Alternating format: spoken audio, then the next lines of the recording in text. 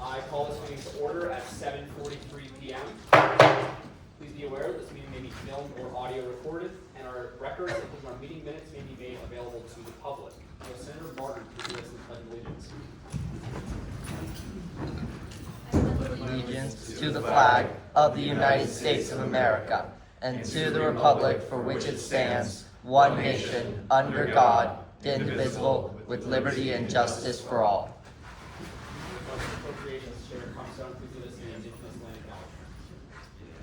We acknowledge that the University of Florida is located on the ancestral and present homelands of the Ais, Appalachee, Calusa, Creek, Miccosukee, and Yamasee peoples, with our main campus located on the ancestral territory of the Batano and of the Seminole peoples. The Batano of the Timucua affiliation lived here in the Alachua region until the destruction of their towns in the early 1700s.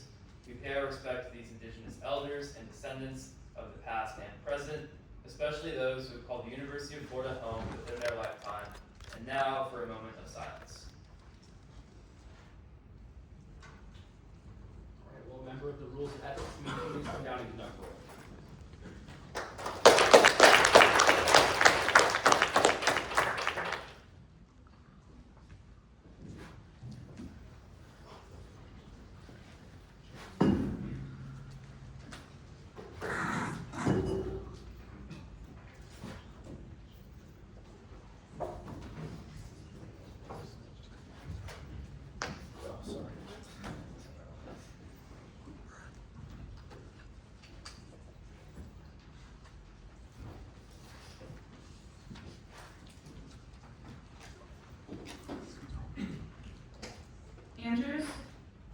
Andrews, Alexander, Here. here Armstrong, here Avera, Bazin, Barnett, Barnes, here Blair, here Blythe, here Birch, here Cabrata, Canella, here Chada, Chohan, here Clark, here Conger, here Casillas, here Comstone, here Dahan, Dees, Damani, here Disher, here Donovan, here Dodson, here DeRoche, here Ferber, here Villanino, Finbrook, here Fewini, Doyle, here Hancock, here Hahn, here Kernan, here Hire, here Hughes, here Jacobson, here Jones, here Joshi, Kajabi, Kim, here Kurtz, here Latour, Lanier,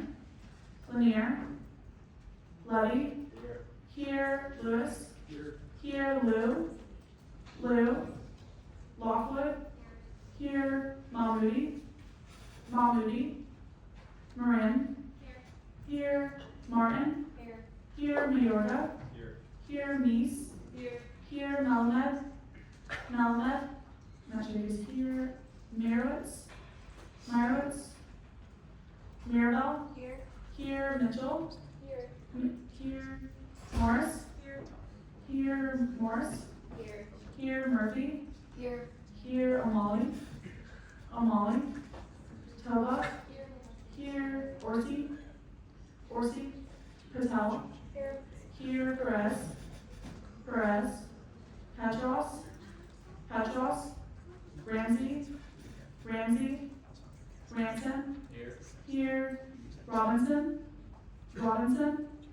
Rodriguez, here Rowe, here Solis, here Sagalarius, here Sandrashka, here Shaw, here Shumbakar, here Simon, here Snyder, Smolensky, here Spilacey,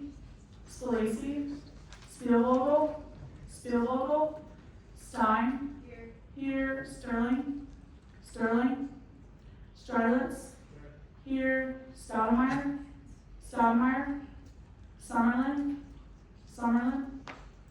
Tedesco. Here, Tolji. Here, Tibbles. Here, Tuttle. Here, Urbanz. Wyman. Here, Yachik. Zankowitz. Here, Zervakis. Rubai. Here. Here, there are 64, oh, is there anyone's name that I didn't call? There are 64 senators present.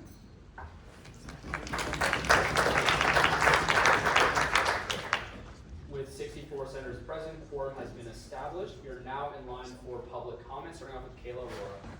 You have 5 minutes whenever you're ready.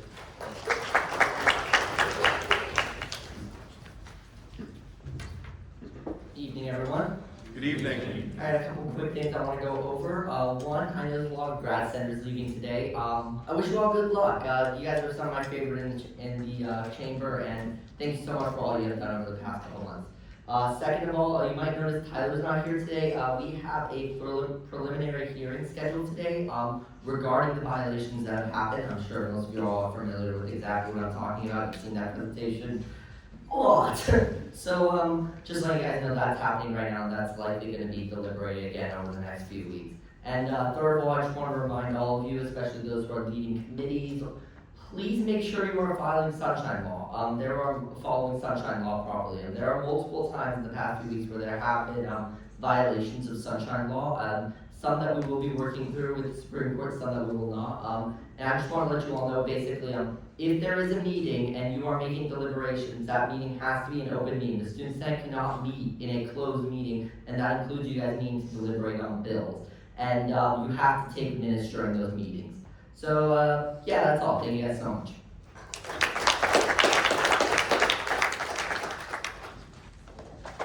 We're now in line for executive branch reports, starting with Robbie Dreasher.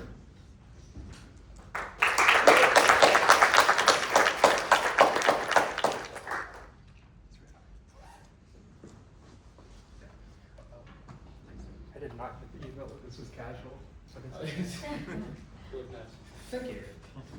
Good evening, Senators. Good evening. You always want to do that. My name is Robbie Dreasher. I used to be in Senate at one point in time. I'm now the Executive Secretary for Graduate Professional and Family Affairs. I had that role from July. I left rather suddenly, so I never got to give my goodbye speech. But before I do that, I would like to give a brief sort of overview of what I worked on this year, and really what that means is, because I mostly work with Graduate Caucus, what Graduate Caucus has worked on this year. The big thing we've worked on is the AREC program. That is our graduate mental health prospectus that we are doing right now. That is now sent to the CWC. They're reviewing it. Now that's the point where that will take a bit longer, just because that's now when you get into real money, feasibility. That will take a couple of years, but or not even a couple of years, less than that, but that's up to all of you as I am leaving to sort of keep the ball rolling on that. Baby Gator as well, we did a field trip to the SG office. We also are doing arts and crafts drive. Right now the bins are out, decided to change one of the signs. They say, so that they say no Orbeez so the kids don't choke on them. But that'll be placed back in the SG office tomorrow. I highly encourage you all to donate. They're also at the Baby Gator locations, but you know, are SG senators, so I figured you're there more. But any help is appreciated. As well as shout out to class councils for including graduate representatives starting this year.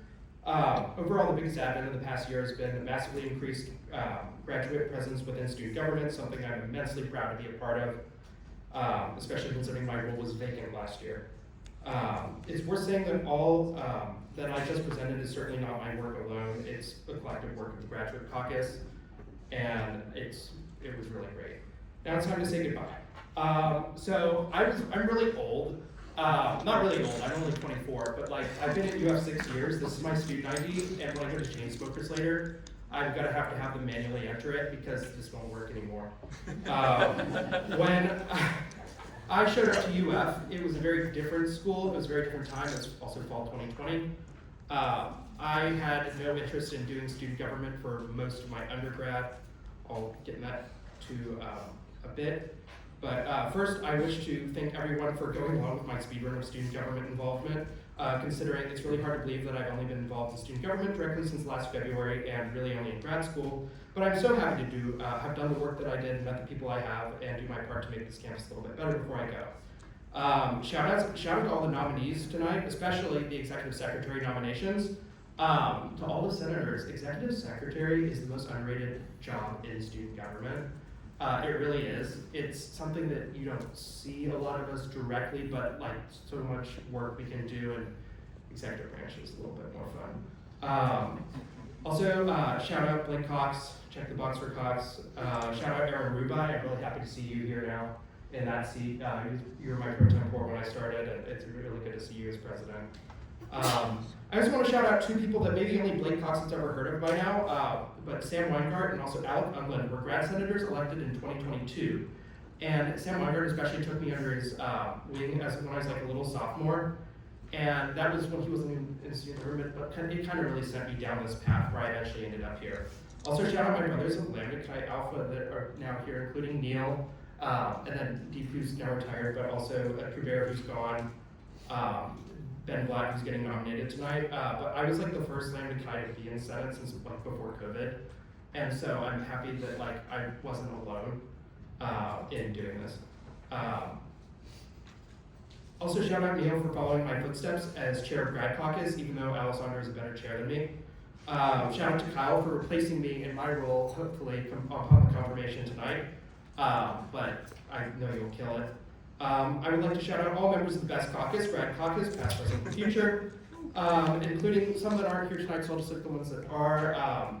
Adam, Rosa, Nick Andrews. There's also new, I know you're two of you, since after I left, but Noah, and also Nick, or Noah and Noah. Nick's not here tonight. And Adam Herdwood, as well as Yoel Katz and Burton Lippman, who were random freshmen that really want to join Grad Caucus. As a reminder, that is open to all senators. In the last 6 years, I think that's truly the most thing that I was proud of, was being the founding chair of Grad Caucus. Especially there's a period of time where we're the only active caucus, and I'm happy to see a lot more of them. It's pretty crazy to see the change for graduate students within student government that certainly didn't start, but greatly progressed from some small meeting in the attic of the poli-sci building, even though we all really wanted to meet a dog. Shout out my mother and father for raising me also. That's great, and my brothers. But I couldn't have truly done it without them. And then right before I leave, I want to give you 3 brief pieces of advice. As brief as I tried to be, and then I'm not. But since Cassie's not giving her goodbye speech tonight, she said she'd give me her time. So you can all go to change smokers later. First is that while at some point it will be too late to get involved, it's not nearly as late as you think it is. I voted in 9 student government elections at this university before actually running in one, and look at me now. You don't have to be here for the longest time to make an impact. Also, if you have a failure, my freshman fall GPA, this is crazy sharing this, my freshman fall GPA was 1.89. Yeah, oh I know. I didn't even tell Grad Caucus that until now. Obviously, I way killed it in that, and it was also COVID fall, so that was a terrible time to move to a new city. But I did come back. I did make it. I had a good enough GPA to get into grad school, and then I had a good enough GPA in grad school to also have the time to do all of this and do everything I have. So if you get knocked down, you can get back. Second is remember the words at the top of your voting sheets about being respectful and everything. We're getting to a point where not many people remember the era of student government where that was added. There were some quite insane things and behaviors that happened in and outside this chamber that like kind of gave student government a bad reputation for those of us that were just in the student body at that point in time, like I was an undergrad. And it kind of stopped me from like really wanting to be more involved at that time. We have a really great thing going on right now in terms of student government. We've run more events than we ever have in my entire time here. But it's good to know like where we've been before, and over the past 20 years, you can look at like how some parties have like lost elections and keep holding yourself to the highest standards because it really matters, and we have a really good thing going right now. Finally, one of the greatest life skills student government can give you is how to make friends in an environment where you're all working with each other and sometimes competing with one another. And that's also true, coincidentally, in every corporate office in the world. In that, make a couple of friends you can really, really rely on. It's easy to become a different version of yourself, or at least a lighter version, or a well-presented version of yourself. And that's just something that happens to everyone who's ever been in a role like this for the most part, but that's politics, even student politics. But you have to find a few people you can really rely on to keep being true to yourself. And it takes a little bit of time, but then you will get there. For me, that's a few people, but I really want to shout out Cassie, who's watching right now. I never thought that within a month of meeting you that we would end up such good friends. And since then, I've lost count on how many post-midnight conversations we've had about so many things. And so you have been absolutely someone I can count on to be amazing, both inside and outside student government. And I'm really, really happy you're leaving UF with the recognition you deserve. Overall, I want to thank you all for being such great friends and mentors and everything. I wish I joined student government earlier than I did, but I couldn't have had it any other way. Keep on rocking on, City Grads up, go Gators.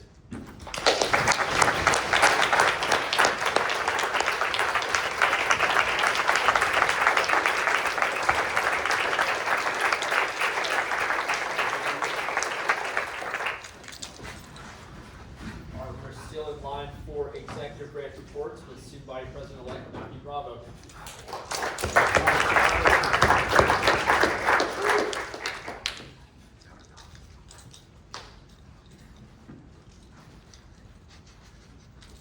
All right, well, good evening, Senators. Good evening. All right, well, thank you. I've got my voice back, which is nice, and I can't see because I don't have my glasses on, but that's my choice. So I'm just going to talk you through my process for nominating some of the agency heads, as well as the executive secretaries for each position, how I went about it, and why they're on the sheet to begin with. So, as far as each of these positions, they typically come open right after the election. As the new administration is preparing to take office, we want to make sure that we have our full staff in the executive branch ready to go so that they can begin doing their work as soon as possible, and that they can open applications for all their other positions that they'd like to select as soon as possible as well. Now, with the timeline we have, I would rather they not rush getting those applications out and setting a short date. So be on the lookout for the rest of agency applications throughout the summer. That's most likely summer A will be when they'll be released. As far as the agency heads and executive secretary interviews went, how I did that was myself and Ava Vera, the chief of staff, sat in office, did all these interviews for a while, but it was after going through about 250 applicants and then narrowing it down for each position to about 2 to 3 finalists for each. So most people did not get an interview. We only interviewed around 55 people maybe out of those 250. So that's kind of how the breakdown went, and then from there, selected between the finalists. If I have dual nominees on there, and I've said this in the past, I'm not typically the biggest fan of co-nominees for positions. I made sure to stress for different positions, would you be okay working with a co-agency head? If so, who would you be okay working with? And I would see if the names would match up. And then when I gave them a call to tell them I was nominating them, I called each one individually if I nominated them for a co-head. I said, would you be okay with doing it as a co-head still? I said yes. I told them the name. If both people accepted the other person individually, then they were paired together. Otherwise, no. So that's kind of how I went with the agency heads. Executive secretaries was a little more straightforward. I plan on having the executive secretaries work pretty collaboratively with each other over the course of the year, maybe 2 to 3 working on a certain project at a time. And so I just went based on same things, narrowing it down to finalists and then selecting a couple of people based on interviews. I can tell you who had the single best interview from each. In my opinion, it was Jack Lerner for Big Event, for agency heads, and for executive secretaries, either Benjamin Vlad or Grace Holler. So, yeah, that's pretty much it for me. I will not be here for the rest of the Senate. I will also not be a chain smoker, so yeah, that's tough. But I do want to see how the attendance goes, so I might stroll by and then just see how the numbers are going, and hopefully we'll have a great concert tonight. But yeah, that was my process, and thank you all.